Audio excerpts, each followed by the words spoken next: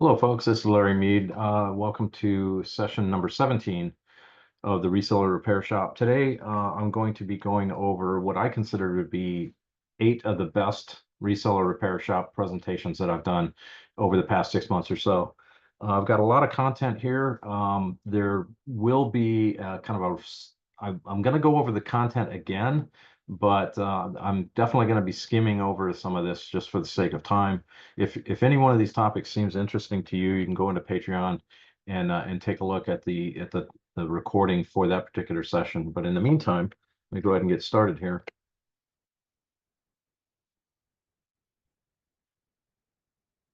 So the presentations I'm going to be recapping here include the session I did on rotary tools. I did a session on threads and how to deal with stripped threads and stripped heads. I did a complete session on how soap works, or basically, the processes and chemicals of cleaning. Electrical testing, and most of the attention focused on multimeters. I did a session on drilling tips and one of the most common machining practices there's out there, which is to create holes. I have a presentation on that. I did a presentation on soldering, which I'm going to be summarizing. Common fail modes and fixes. This is a pretty good one. I enjoyed doing this one. And then last is the sourcing tools of the trade, with a caveat that these are tools of the trade of a everything seller. So let's jump into rotary tools. So we all have this situation where we need to clean, polish, or sand something to get scratches out of something, but where we've got the need, instead of going back and forth with our arm and our elbow, we have the opportunity to use some tools to help us be much more efficient at this kind of activity. So what are we talking about here? These are basically tools that have an electric motor in them in one form or another that cause something to spin. Usually it's intended for or drill presses can be used. I'm sorry, drill presses can be used, hand drills can be used, Dremel tools, etc. But the bottom line are these are tools that are either held in your hand or they are stationary, that perform some sort of rotary action using accessories that we put on the end of these things to generate some sort of action that we want. The two kinds that we typically involved with are handheld kinds of rotary tools, like a hand drill or a Dremel tool, as well as some of the more stationary things, the bigger, heavier things, like a drill press, or like this thing that I configured where I took a hand drill and basically bolted it to my workbench. There's advantages and disadvantages of each. Typically, the handheld ones, you have a lot more control, a lot more finesse. They typically are smaller. The bigger, more stationary ones tend to give you a lot more power. And one other huge advantage of using a stationary type of rotary tool is that it frees up both of your hands to hold the part and manipulate the part. As far as accessories, these are basically the tools that go into the rotating tool. Might be a drill bit, it might be a file of some sort. I use a lot of brushes. I use an extension here on or a particular accessory that allows me to put sandpaper on here, etc. And so where do you get these things? Well, they're come in a variety of shapes and sizes, so the cost is all over the map. But these Dremel tools, you can usually pick them up for used. They go for about 10 to 30 bucks. Drills like this here, you can always get these at garage sales or estate sales for 10 to 30 bucks. Drill presses usually range from between 50 and about $300 or $400. For me personally, I prefer using used tools because I'm basically cheap, and they usually last a very long time, even in a used condition. So I tend to buy things from estate sales and garage sales. Next, I'm going to talk about threads. And so there's two basic things going on with threads. You've got stripped threads, like this picture up here, where the V's are actually torn away, and then you've got heads where you're applying the pressure to turn the thing, and that gets stripped out. So as far as threads, what are these things? These are basically usually cut, sometimes they're rolled, deep V's in both a male and a female part that spin together and let you bolt things together. They allow you to squeeze or apply pressure to something. Um, what ends up happening is in this picture here with the blue and the green, you've got shear forces going on. As they are tightened down, you're applying pressure to the metal on both sides, both the male and the female piece are getting pressure applied. And if you apply too much pressure, you will shear off, as shown here, these little coils, shear off the pieces that are those hills and valleys, which is not a good thing.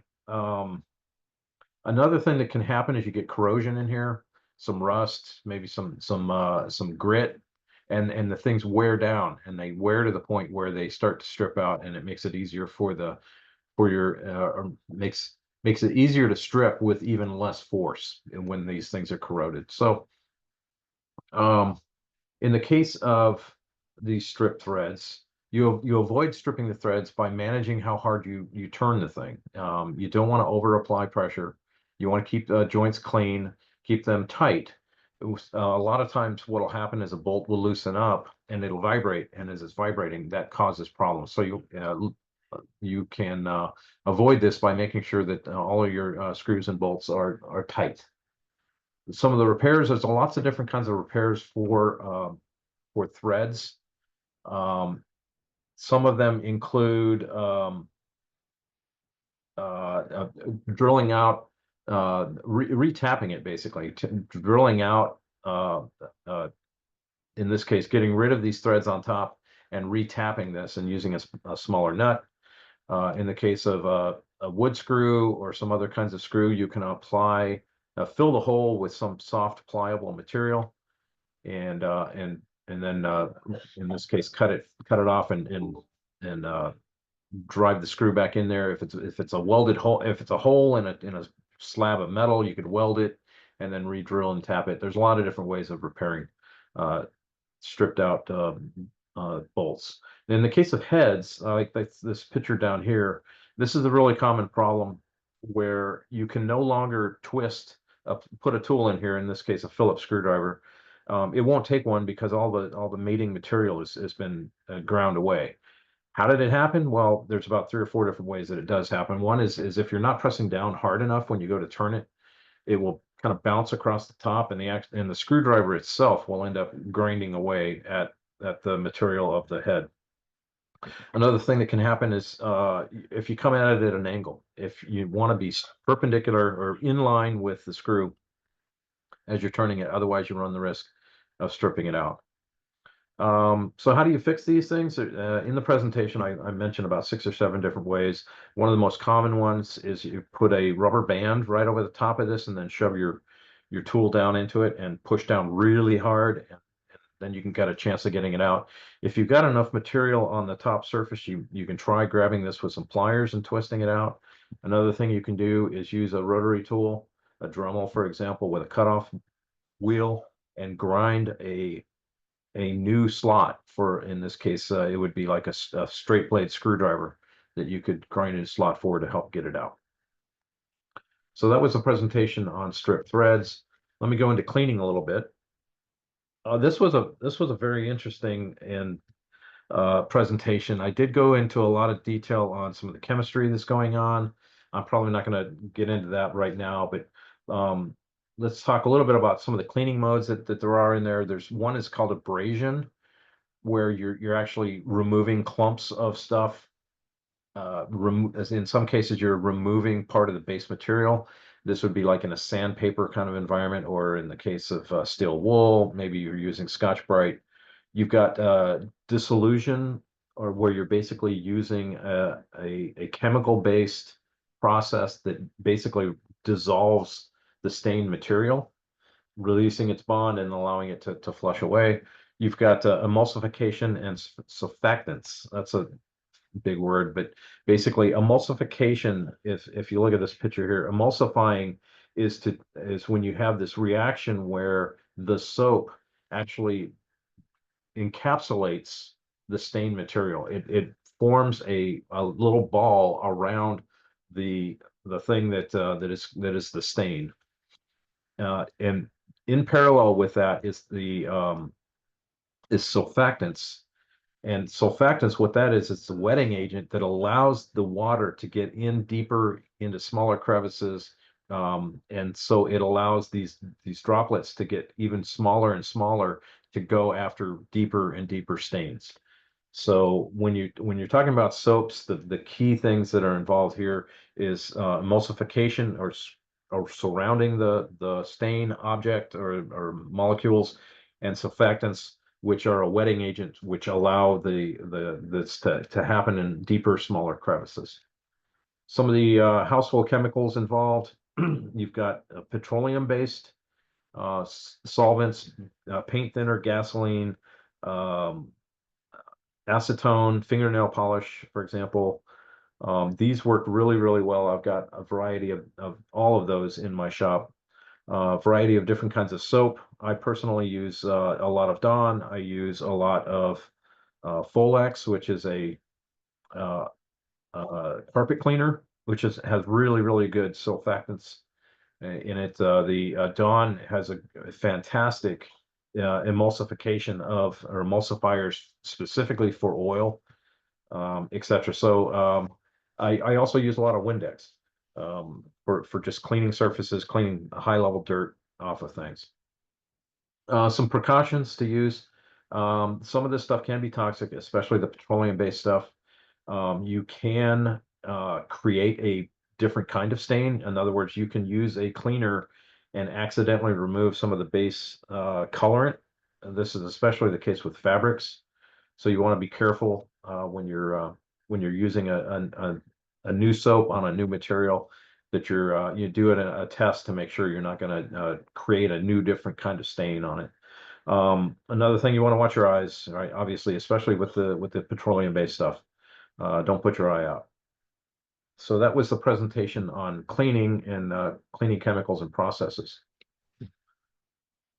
Um, the next presentation I went over was basically multimeters. I started off talking a little bit about multimeters, my plan was to talk about multimeters and testing, but it turned out in order to explain some of these tests, I had to explain some of the basic electrical terms that were involved.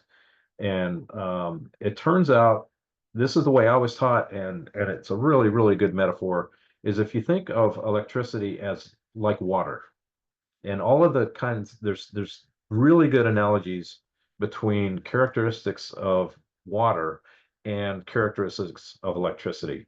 The big difference being with electricity, you're talking about the flow of electrons. So you've got electrons that are moving typically in copper, and they have different properties, such as resistance, which speaks to how easy can those electrons flow. In this case, if there's no restriction, you're going to flow a lot. If there is some restriction or resistance, it's not going to flow very much.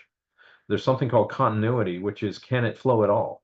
Is this thing just completely shut down, or is it wide open? So continuity is related to resistance. Continuity is an absolute 0 or 1 of resistance as far as can water flow or not. Voltage speaks about the potential energy, or how hard are those electrons being pushed to go through the wire. And a great example of that is an old school toilet, where you've got water sitting up here. It's pushing down on the water that's in this pipe. It's pushing down a certain amount based on how much water is filled up in this tank. So if this tank were practically empty, you wouldn't be pushing very hard on this. You wouldn't have the equivalent of a strong voltage. Whereas if this were completely filled, you'd have a lot of pressure pushing on this, a lot of water would flow.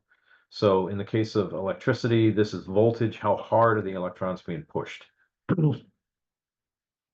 Current is basically how many electrons flow past a point at a given point in time. If you've got a really big pipe, so to speak, and a lot of pressure, you're going to get a lot of flow. If you've got a little bitty pipe and well, basically what it's saying here is, well, if you got a little pipe, not a lot of pressure, you're not going to get a lot of electrons flowing past something. But basically, current speaks about how many electrons flow past a given point in time. And then the last one here is capacitance, which speaks to how many electrons can the thing hold. Typically, the thing in this case would be a capacitor. In residential neighborhoods, you've got those big 2 foot round cans, cylinders hanging on your wires, uh, power poles. I mean, those are capacitors. They basically hold electrons and allow it to flow. And the only reason why I mention these basic things is all of them can be measured with a small handheld voltmeter. In the presentation, I talk about the different modes of the different switches: voltage, AC, DC, current, resistance, continuity, and current flow, capacitance. Multimeters typically have a red and a black lead connected to them. Black is always connected to ground, and red is going to one of two different places, or in this case, three different places on a multimeter to measure what it is you're looking for, either current or voltage, resistance, etc. So some of the practical tests you can use a multimeter.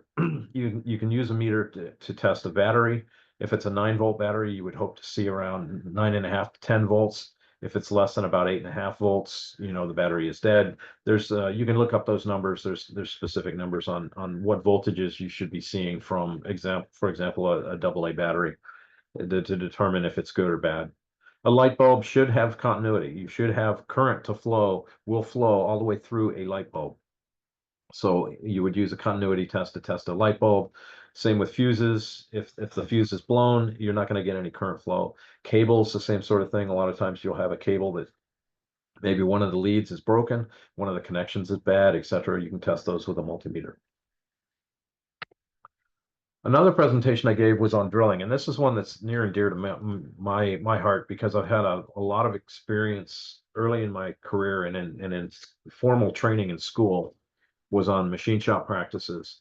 So I've been exposed to an awful lot of drilling related knowledge over the years. Um, Drills are basically intended to create holes, and they have characteristics of the drill bits being basically the basic geometries of the drill bit. There's also some other factors that influence the holes, which being how fast it spins, as well as how hard you pull down on the drill or how hard you're pushing the drill into the material. All three of those factors influence the quality of the hole. The quality being things like is there tear out? Is the diameter bigger than you were expecting? You get different kinds of characteristics of the holes that are created based on the geometry of the drill, how hard you're pushing, and the speed at which it's spinning. All of those I go into a lot more detail in this presentation. I will mention a few of these tips. So you can use it using a punch, and a punch can be something as simple as just a nail. Take a nail and tap it right where you want to put that hole. That will make sure that the drill bit takes off and you get the hole where you want it to be. Otherwise, if you just push a drill onto a piece of wood, for example, it might walk away from you and move quite a bit if you're not careful. That's why I strongly recommend using a punch. The same goes for metal. They've got metal punches where you can make a little hole, if you will, in the material that the drill can settle on right at the tip, right at the point, and once it's set in there, you're going to get the hole where you want it to go. There's this characteristic called tear out and burrs, and a good example of that is here in the right, where you see these pieces of wood have ripped loose. This one is called tear out because the drill was coming from the other direction, and it was probably going a little too slow, and there was probably a little too much pressure being applied, so it didn't actually cut the last little bit of wood. It actually broke it out. Related to that is chip out or burr, which happens on the top surface. If you see this picture down here, where the material is pulling up right where the drill was, and it really looks nasty, especially on painted surfaces. Ways to avoid both of these conditions are to use tape. I use a lot of painter's tape it comes off easy. That's why I use the painter's tape, and that reduces it. It doesn't eliminate it completely, but it does give you a better chance of it not tearing out. The other thing you can use is called a brad tip drill bit, which has a really sharp little point here. The other one is if you have this kind of problem, going at a higher RPM will allow it to cut more and not tear it, as well as pushing less, uh, pushing with less force when you're first starting the hole, as well as at the very end when you're at the bottom. Usually I'll listen for a change in sound, and you can hear when the drill bit is starting to break through. Usually what I'll do then is just apply a lot less force and go a lot slower, and you end up getting a better hole. Um, Depth management, and this is a cool trick. I learned this years and years ago from my father. Put a piece of tape on your drill bit if you want to go a certain depth. This works really well. It's very, very practical. The only caution here is if you're doing hundreds of holes, occasionally, this thing will work its way back, and so you want to keep an eye on that. You always want to drill a hole, or not always, but you usually want to be careful that you're going perpendicular to the surface. Typically, you want the hole on the bottom side to be in the same basic location as at the top.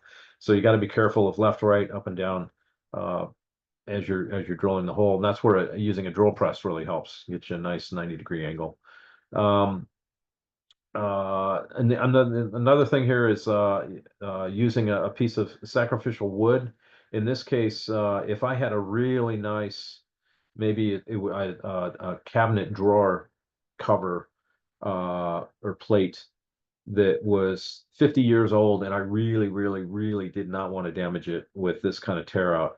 What you can do is put a sacrificial piece of wood on top and on bottom, clamp them together, and that will avoid the chance for the tear out and the chip out. If you can imagine, there was this hole here. If there was a piece of wood sitting on top of that when that cut was happening, it wouldn't have anywhere to go out or pull up, and the same on the backside as it's going down. So if you really, really don't want to have any tear out, consider using a sacrificial piece of wood, both on the top and the bottom. And then last, pre-drilling your holes. If the diameter is really important to you, that you have a good round hole exactly where you wanted it, what you can do is drill the hole smaller than you need initially, and then drill it to the correct size. If it's really important, you might do that in 2 or 3 steps, where you do a really small hole and then a medium-sized hole, and then you get the hole the size that you want it to be. One advantage of this is if you accidentally put that first hole in the wrong place, you at least still have a opportunity to move the hole, so to speak, and drill the second hole off centered a little bit. You have to fight it a little bit because it's going to want to go where the old hole was, the smaller hole was. But at least you have a chance of correcting the location. And the other thing that'll happen if you're running one drill bit through one hole, it tends to be a unique shape. It's like a three-sided. It'll have sides to it, and in three, it'll be like a triangle almost. And that's just because of the way that the geometry works with the flutes here, where the chips come out.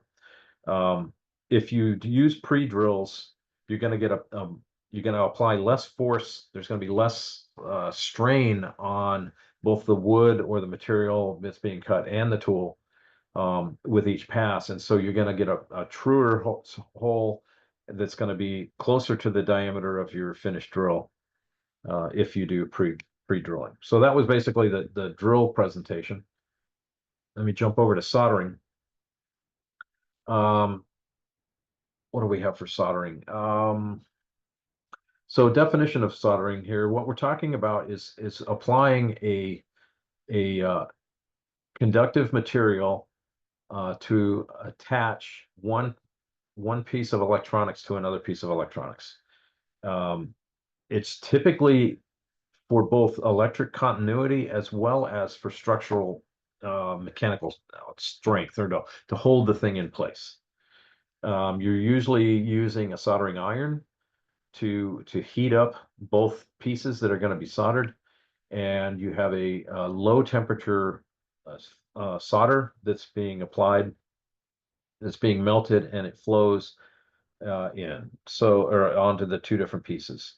The process involves heating both elements. You want to do that beforehand and then apply the solder to the soldering iron, and hopefully it'll flow. And when I say hopefully, there's a lot of such circumstances where it won't flow. And the number one reason being that the one or both of the surfaces are not clean. So you get not clean can take many forms. One can be dirt, one can be oxidation, one can be grease and oil. So there's a material out there called flux that's used. There's a picture of it here. Or no, that's flux is basically a chemical that burns with the heat, and as it's vaporizing, it takes with it oils and oils and soaps and uh, dirt and other things that would cause the solder not to flow. Some of the basics here, we're dealing with solder, which is a tin and lead material. In the old days, it was mostly lead. They've since added a lot of tin for environmental reasons. Some of the solder will have a hole in the center that's filled with flux. I always use this. It's called flux core solder. It includes that cleaning agent in the solder, so you don't have to do any extra steps to clean the surface. Uh, Another attribute that's involved in soldering is temperature. You need it to be hot enough to melt the solder, but not so hot that you end up torching the component. This is a real common problem, especially as you're starting off with soldering, where you might have a really small resistor or capacitor right next to what you're working on, or it is a capacitor that you're soldering, and those things can only handle so much heat. So you want to get it hot enough to melt the solder, but not so hot that you fry the component. Also, going too hot uh, ages or burns through the soldering tip much faster than if you're careful with the temperature of the soldering iron. Cleanliness, I mentioned it before, but both surfaces need to be cleaned. Um, in order for the wetting process to happen, grease is one of the biggest issues. Grease and the oils from your hand, as well as dirt, and flux helps deal with that. The last thing I want to mention is protecting the joint. Use In the old days, we used a lot of electrical tape. My dad bought this stuff by the gross. I swear he did a lot of work with electronics, and he used a lot of electrical tape. You're basically creating it's an insulator to insulate the um, that surface that was just exposed, like this, in this case, this wire. You don't want this touching ground, so to speak, or touching the frame or touching some other components. So what you do is wrap it with electrical tape. Another alternative, more recent technology involved is called shrink tubing. I love that stuff. I use it. I use it a lot when I solder. It's basically the same material, but it comes in a tube form that you slide over one of the pieces before you solder it. When you're done soldering, you slide it over and then hit it with a flame or a heat gun, and it shrinks down and makes a really tight connection with the insulation of the other of the wire. What other notes did I have here? Be careful not to get too hot. Um, a common things that we do with soldering is replacing a bad cable, like this picture up here. Um, so then the question comes, to what extent do you replace? And what I like to do is, if I'm going to replace a cord, I'm going to replace the whole cord. I don't want to just splice in, make some quick repair, especially if it's, obviously rotted like this thing. I would never want to live with something like this. So then the question becomes, where do you get a cable? You could go to the hardware store and try to find one. That's a fool's errand. What I'd suggest is you go to Goodwill or someplace that has appliances, go in your shop, go in your garage, find that dead blender that you've been hanging on to, and just cut the cord off right up next to the appliance, strip the wire back, open up the thing, and solder in the new one in place. If you've just got a bad broken tip on one, you might come in and just cut off an end closer to the broken end and do an inline solder similar to what's shown here in this picture. But usually, if I can, I will try to replace the whole cord at one time instead of screwing around with something in the middle of it. But the key takeaway there is, though, is we've all got spare cords. We just may not be aware of it with all the dead appliances that we've got laying around, or other things that aren't working or that we don't value as much as the thing that we're trying to repair. And in a pinch, you can always go to Goodwill and find a $3 item and just cut the cord off. So that was a presentation on soldering. Oh, one quick couple of quick stories, or at least one. This friend of mine, Mike, he had a really nice pickup truck with all kinds of automation and bells and whistles. And he in his that console that's above, right at the rearview mirror, was a clock, and it had the direction and a bunch of other stuff. And in there was a little printed circuit board that was doing this exact thing up here that you can see in the upper right, where because of vibration of the truck, one of these joints had cracked, and the clock would just kind of flicker occasionally as the continuity was made and then broken from this joint. He looked into it. This was like a $250 part. It was just crazy expensive because it was a relatively new truck. And he took it out, and he noticed this, he suspected this. He asked me about it, and I said, yeah, sure, bring it over. And in like 30 seconds, I put a soldering iron to this. I flowed the solder. It just went right back to where it was. He put it back in, and problem solved. So in that case, I helped my buddy save $250 just by knowing about soldering and having a soldering iron. One of the other thing I wanted to mention about soldering irons, they can come from really, you can get a really simple one that's just the iron itself and a plug, and they get more fancy from there.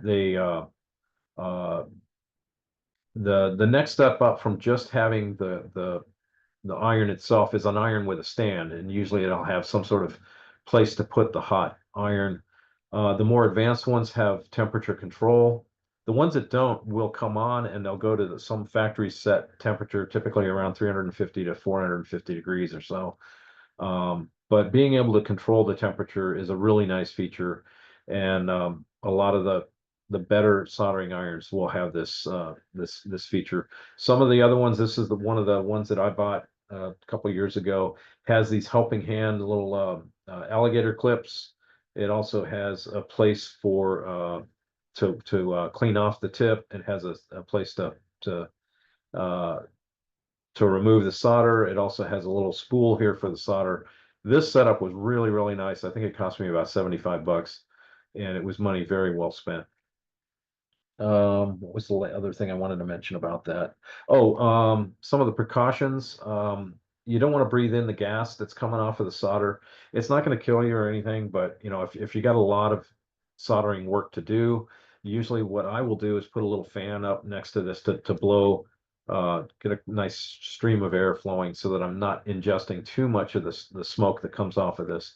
The other thing you want to be careful of is dropping the soldering iron. This happened to me once. I was traveling a lot, and I had a whole bunch of soldering to do for my side business. But in the meantime, I was in a hotel for weeks on end, and I would bring my soldering work with me. And what ended up happening was I'd plug in my soldering iron. I didn't have this nice fancy thing with me. I just had a plate, and I took a plate from the kitchen, and I put my soldering iron on there. What ends up happening though is accidentally you bump the thing, it rolls off, rolled onto the carpet, and made a nice little burn in the carpet. Not so bad when you're in a big fancy hotel. It's it can be a real issue when you're in your own house and you're burning a hole in your carpet. Not a good thing to do. So that's where having a stand with one of these holders is well worth it to avoid the risk of damaging your floor. So that was a presentation on soldering. Common fail notes. This one was fun. I was just trying to think of some other topics, and this one kind of came to mind. Um, and it's not specific to any one kind of technology, but what I ended up writing on with this presentation was I talked about things that should turn on that don't. I talked about things that should move that don't. I talked about things that move that shouldn't. Things that make noise that shouldn't. Talk a little bit about cracks and breaks and how to deal with missing and destroyed parts. So let me talk a little bit about um, things that should turn on that don't, and some of the some of the most common situations to look for there is if there's batteries involved, are the batteries dead? Are the batteries corroded? Is the battery bloated? If is for lack of a better word, sometimes a battery will leak. Basically, anything with batteries in it and it doesn't turn on, first thing you want to check is the battery. Is the battery dead, and or is there corrosion at the battery where the battery connects? The fixes for these, number one is just replace the battery, and number two, if you do have corrosion, a little bit of vinegar will clean that stuff right up. So for things that should move that don't, typically what we're dealing with here is oh wait, no, I forgot something. So that was batteries. So for things that should turn on that don't, another common problem is a bad cable. Maybe you have a broken wire inside the cable. Maybe you look at it, you can see that it's half cut. A lot of times the one of the ends or the connectors might be either broken, bent, or corroded. So what you want to do there is the easiest fix is just replace the cable. Find another one. If you need to repair it, go ahead and repair it, but it's usually a lot more efficient to just replace the cable altogether. Another thing that can happen with things that should turn on and don't is the on-off switch. These things are mechanical devices. There's arcing that happens when they close, and which corrodes the material. So you have corrosion happening inside of there and oxidation. But at the contacts, maybe the spring is broken that makes it move back and forth. A lot of appliances have replaceable switches. I about a year ago, I had a nice DeWalt sander, and it wasn't working. First thing I checked was the on-off switch. I just had to remove a plate, and I put a voltmeter on it, and I could tell that it wasn't making connections. So I ordered a new switch online for about $8. Put it in. The sander works great. So check your switches. Sometimes, not always, they are easy to replace. If they're really old and you can't find a replacement, some of the old switches you could actually service. They'd have a little cover plate, and you can unscrew a screw and get at the contacts. Maybe sand the contacts a little bit, look in their side, see if there's something obvious, and try to fix that. So let me jump on to things that should move that don't. There's a number of things that can be happening here in the case of like a frozen joint, like on a knife blade that won't come out. Maybe you have a stuck shaft on something that rotates. In the case of the knife, it's like a joint that's supposed to move. What you can do there is it's most likely is either debris is in there or it's rusted shut. For rust, you always use vinegar.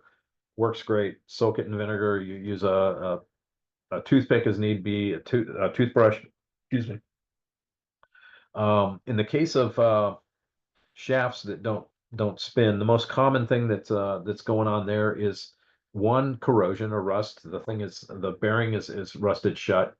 Another thing that can happen with shafts is they get bent, where it's something has moved on the business end of this thing, right? The collet or whatever it is connected to and doing the work.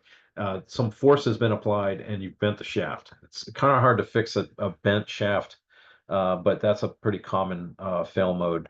The rust or corrosion can be fixed by just cleaning it out. Things that shouldn't move that do, this takes a lot of different forms. If you've had like a frame of a shelving unit, it vibrates and it moves. If you have the lid of an amplifier that's vibrating, or you've got your eyeglasses and there's a joint in there it's really wobbly and it shouldn't be wobbly. So a lot of different things going on with things that shouldn't move that do. And the most common fix for this is just to tighten it up. Whatever it is that's holding it in place, try to tighten it up. And usually, or if it has a screw or a set of bolts or a bolt plate or something like that, there should be a fastener that you can tighten up. If it doesn't have that, you can use some form of adhesive. And there's a whole different that's a very long conversation as far as what adhesives you possibly could use. But you might use some epoxy, you might weld it, you might put some super glue in there, whatever. But that's the fix here is to tighten it down, and if that doesn't work, apply some sort of glue to keep it from moving. Things that make noise that shouldn't, and there's a couple of different forms of this. One is mechanical, things that squeak, right? They're making noise. A great example of this is the amplifiers I used to make. I used to make guitar amplifiers out of cigar boxes. And what would happen is because there's a speaker in there and by its very nature, it's vibrating, the whole box is moving and shaking as the music's being played. The top would vibrate. And what had happened was that it would make a nasty rattle sound as and these were guitar amps. So as somebody would play, you'd hear this weird sound in the background, and it was the lid that was making noise. So the fix for that is to somehow lubricate it. Things that are making noise because they're vibrating, you want to get some sort of lubricant in there or some sort of gasket material. You can use leather. It really depends on what it is. If like a garage door, they use a lot of rubber for garage doors that vibrate. Your car doors, um, uh, basically anything that will vibrate has the potential for making noise as it's vibrating. So the fixes here are to tighten it down and to add some sort of material that will absorb the shock or to basically reduce the vibration. In the case of that amplifier that I was making, the fix I did for that was I would coat the top with a thin layer of rubber cement before I put it in place. And that rubber cement formed a great gasket that would keep the thing from vibrating. And it still was pliable. They could still remove the lid. When they put it back on, that rubber was still more or less there. And so that was a great fix. Another noise that can happen when you're is around audio equipment, speakers and sound systems, things like that. The most common noise that you're going to get there is buzzing or some sort of interference type of sound. The most common problem or fail mode for that is ground related. It's an electrical term. It's the grounding of that entire sound circuit is not good. That can take many forms, broken wire, corrosion in the connections, etc. So you want to, if you got noises going on in a some sort of musical or sound system, radio, check your grounds. Grounds are almost always the black wire, and that's a real common fail mode. I would look for ground issues first when it comes to noise in a sound system. Cracks and breaks. A lot of times we'll buy something, we'll get something that we want to resell, and it's broken somehow. There's a crack in it. It has breaks. This is pretty obvious, but in the presentation, I speak a little bit more about different kinds of epoxies, different kind of repair modes. One common one is to use some sort of splint, for lack of a better word. Another material that you drill some holes in, maybe you put some screws in there, or little bitty nuts and bolts with washers, and crank down on it to kind of keep that crack from going any further. Or in the case of a break, it may be to reattach something. Epoxy works on certain kinds of materials. I use a lot of epoxy, and there's other things that you can do to fix cracks and breaks. And then this last one I have here is when you just flat out are missing a part, or part of it's just flat out destroyed. It's crushed. It's ground up. The hole for the thing, or the little arm that holds the lens or whatever it is gone. So there's a couple of different things you can do here. One is find a comparable part to uh, buy uh, a a similar part that you can cannibalize some parts from. Um, so this is a great opportunity to go to eBay and buy something that's parts only, crossing your fingers that piece will not be destroyed. And then obviously you have the option to just not even sell it, throw the thing away. Um, it may not be worth your time and effort to deal with it. So that was this common fail modes and fixes presentation. The last one I have here, and we're going to have a few minutes for Q&A, is the sourcing tools of the trade. And these are the tools I use as an everything seller. Um, Basically, some of the things that I need to do when I'm out at garage sales or at estate sales is to open up doors, remove screws, battery covers. I need to scrape off some oxidation to see, what was the serial number or the model number that's underneath it. A lot of times I have to cut stuff. I have to cut open boxes. Maybe I have to cut string. Maybe it's a burlap sack and I can't get the wire off of it, so I need to just cut the bag. A lot of times I have a need to write a note on a business card. I give away tons of business cards, and a lot of times I'll write on there specifically what we were talking about. I'm into golf clubs. Please, please sell me your golf clubs or whatever. Um, I run across a lot of jewelry, and I want to do a real quick iron test. So I carry a magnet with me, and then I have two different forms of magnification on my keychain. One is a really small little loop that I got. This is a Bosch and Lomb, really nice one, but it's about the size of a nickel, maybe a quarter, really small. And then this other one, and it's a 30x magnifying glass or a loop, and then this other is just a glass, a lot bigger, about the size of a $1/2, but it's really, really thin. And then to do most of these functions, I use this Victorinox. It's called a Mini Champ. Is the knife I use. It's the Mini Champ. There's a couple of variations that has a little ink pen. But with this one tool, I get an awful lot of functionality. This one has a straight blade screwdriver, a Phillips screwdriver, a pair of scissors, a knife blade, actually a couple of different knife blades, and it has a file as well that's good. I use the tip of this as a pry bar. A lot of different things you can do with this. It has a pen. It's a replaceable pen. It also has tweezers, which I don't use that often. But anyway, they're kind of proud of this thing. It's pretty spendy. They're like $75. But for Christmas this year, I built 4 of these sets, and I gave them one each to my 2 older brothers, and I gave one to my son-in-law, and I gave one to uh, a brother-in-law. So I felt so strongly about this combination of tools that this is what I ended up giving to my relatives, even though they aren't necessarily in the business here. This combination of tools works out really, really well. So with that, um, I'll open it up to any questions anybody might have.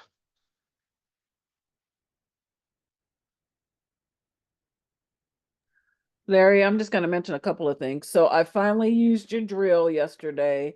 And like you were saying, it is a lot better, more sturdy to be able to use both of your hands. It's been raining, so I haven't been able to use it. And I got some Nikes so clean. So that worked out great. And then I want to co-sign on your Folex thing because I'm sitting here. I sprayed a purse that I want to put on the other day and I forgot to go back to it. I looked in this bag and you swear I scrubbed the bag, but I didn't do anything to the bag. And it like just cleaned it. I was like tripping off this. Yeah, I just had to go in and do a few more things, but that stuff really works, as does the S32. Are you familiar with that S32? No, what is that? That's a That's soap? that Megan suggested, and that works really good. She said she used it on a blood stain before. I just used it on a candy stain in this purse, and it lifted it off. So that's really good as well. Excellent. Yeah. The tool that Lisa's referring to, in one of the presentations that I did about a month or two, I basically built another one of these. This is the one I use. I overbuilt this. This is way over engineered for what it is. But I built one for Lisa where I went to an estate sale, picked up a drill for like $5 or $10, and came up with a way to physically mount the drill onto a piece of wood that she could then clamp to a table. It's still a hand drill, but it is fixed to the bench, and that way you don't have to hold it. It's really, really cumbersome to hold the tool and the Yeah. part. Very hard.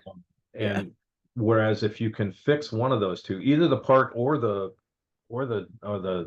tool itself, either one, you get the advantage of having both hands to be able to control the thing, either the tool or the part. Yeah. And that was something that we did. I ended up using just a drill and a couple of hose clamps to attach the drill to the piece of wood.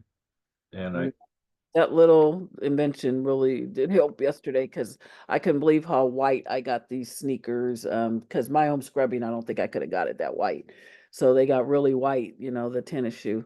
And then, but what I will say about that, Larry, is if my husband wasn't here, I didn't have a clue how to, he said, is the key attached? And I didn't know what he was talking about. We looked on what is that key that you use to Yep, tighten? What is that? Is it a it's key? called the key. Oh, the key. And I was like, I don't know what you're talking about. So he did it and put the thing on for me and tightened it and all that. And now I can't figure out how to get it undone. So I'm waiting for him to get home so I could put a cleaner brush on there because I needed a cleaner brush after getting that other one so dirty and using that one. But yeah, Cool. yeah, so that was great. Yeah, he What said, they oh, call it a drill chuck? that's what he said. Yes. Yeah, yeah, Yeah. that's what it Well, was. the thing that holds the component is the chuck, and Oh, the okay. key is what you put in. It goes in perpendicular to one of the three holes, and it has some it's a rack and pinion Yeah. thing going on. Um, but Oh, so it wasn't perpendicular. That's why I was having a problem. Okay, because I think I was trying to go like straight on or something. yeah, So, it goes in at a 90-degree angle. okay. The hole and then the peg in the center of the key should Mm, go in perpendicular to the rotation, and there will be three holes around the perimeter of the mm. chuck. So I can use any of those holes to loosen. Yes, any of the three, and it'll push it until it engages, and then you would go counterclockwise to Loosen loosen it. on her. Okay. And it Yeah. might be a little tough for you if your husband cranked down on it. Yeah. In mine, with mine, I never use the key because all the tooling that I put in there is six-sided. It's not round. It's not doesn't have the chance to slip. So I just loosen it by hand, put a new one in, take one out, put one in, Yeah. and then just tighten it by hand, and that's more than enough because there's not a whole lot of forces going on that would encourage me to want to crank down on it. Oh, yeah, I think it's two. Can I turn this with my hand? Oh, I can. Wow. You- It came right off. There you go. But it was too tight. And is the thing that went in there, does it have squared off sides to it, or is it The completely round? brush? It's round. No, it's round. Okay, all right. Oh, you mean the actual The brush, the piece that goes into the drill? yes. Yeah, so it's flat like it's octagon, I guess. Yeah, What? it's got like six sides, Yeah. probably. Mm-hmm. Yeah, so that's what I was describing. And if you've got that situation, you probably don't need the key at all. Hand tight is it's going to be Oh, more no. than fine. Oh yeah. I yesterday I didn't even try. I guess I was tired. It was getting dark outside. So I was outside because I was worried about it flying all over the place. So all the dirt and stuff. So I was out in the backyard and it got dark. But yeah, okay, great. Thank you. Cool. You're welcome. So it worked out well. Yeah. Any other comments or questions? Larry, I had one for you. I was looking up the Dremel. It's kind of a multi-part question, and it'll challenge the knowledge that you might have on it. So there's multiple Dremel models, so I didn't know what would be good, or if they're all comparable. So it kind of created this paralysis, and I didn't get one. Like there's a Dremel 3000, Dremel 4000, and I think there's like 6 or 7 of them. So I wasn't all too sure of that. And then I found at Salvation Army, it was like a Black and Decker. I forget the name of it, but it looked very comparable to a Dremel, and then the box was just empty.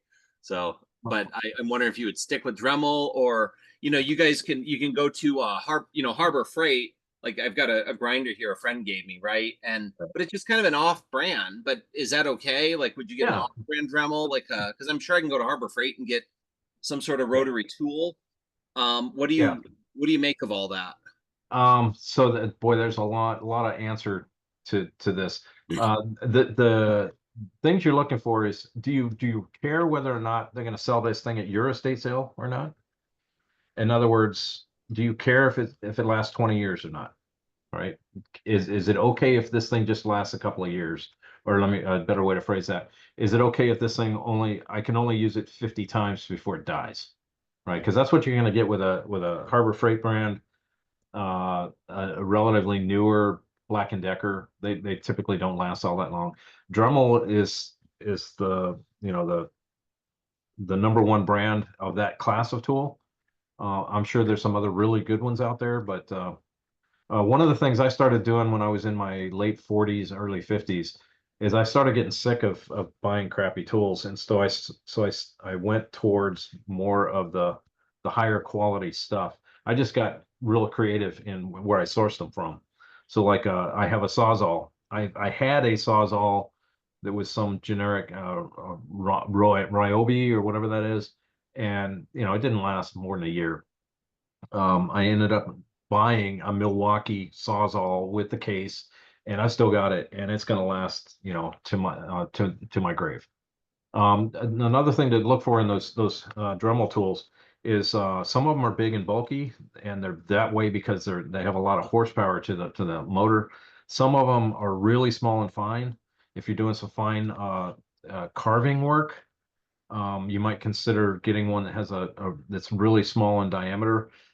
To compensate for that, they've got a system where you have the motor that's different, that's mounted to the collet or the chuck through a cable, right? So you'll have a thin wire cable, so you can have a half horsepower or whatever, some monster engine sitting on, or motor sitting on the floor, or hanging on a peg, and then you have a really light, small, fine pencil, if you will.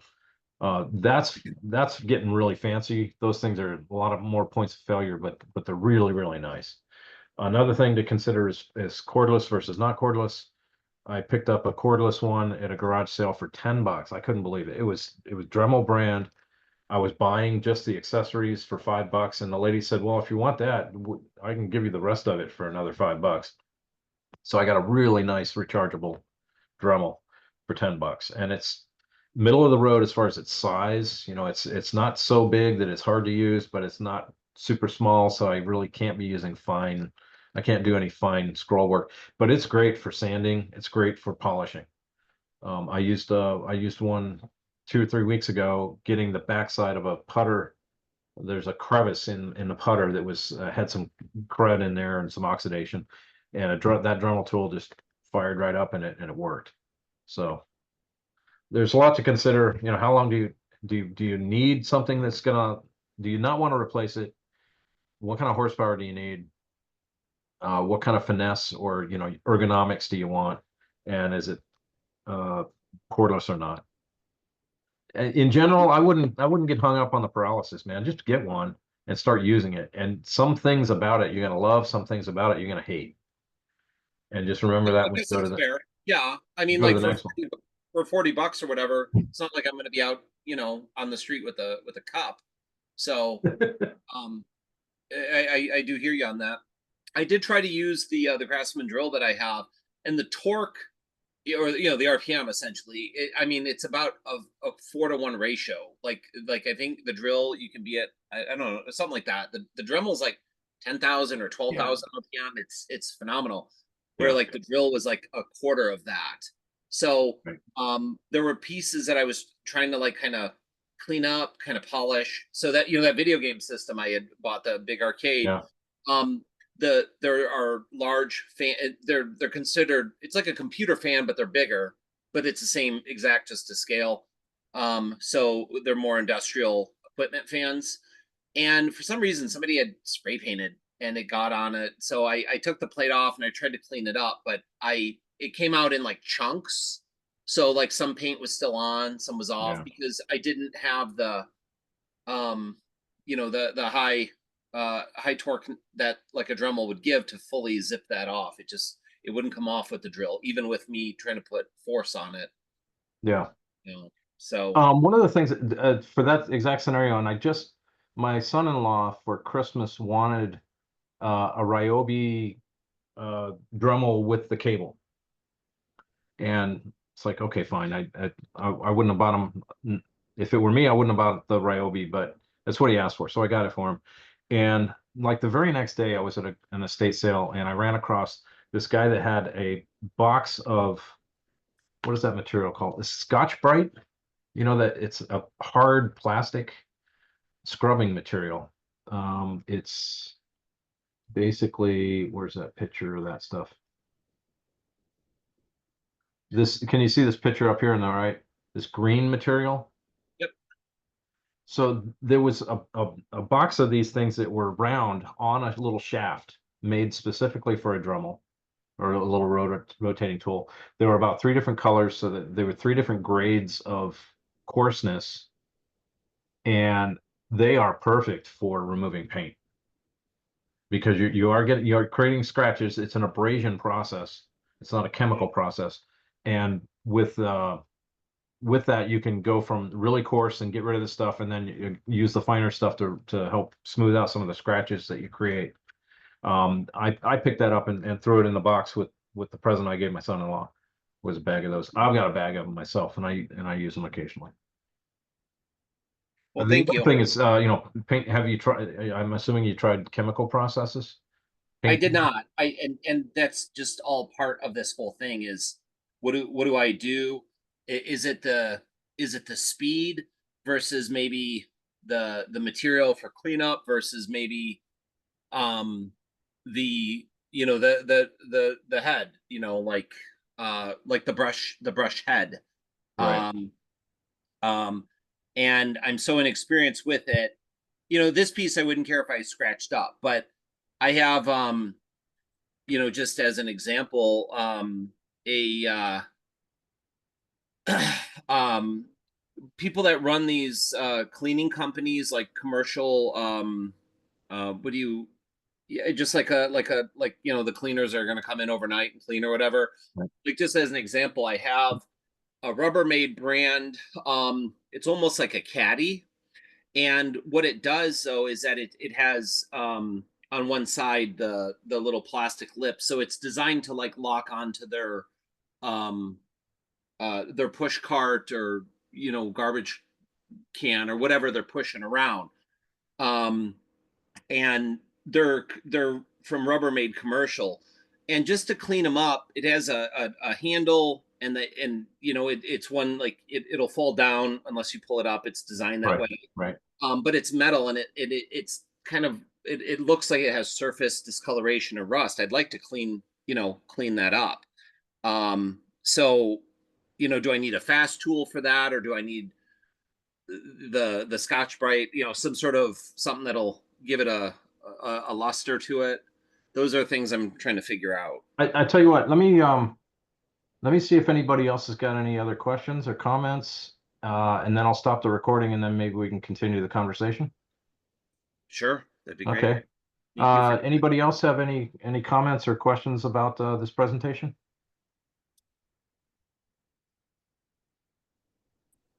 Larry, I just left a note for you in the chat about the title. Yes. You might just want to change that from, I think you meant 24 instead of 23. Yes, I did. Okay. Thank you. I figured you were going to save this or post it, so I wanted you to be able to edit that. All right. I appreciate the feedback. Yeah, I'll and it correct was that. very good. I really pick up a lot. Cool. All right. With that, I'm going to go ahead and stop recording, and look forward to more sessions in the year 25 to come.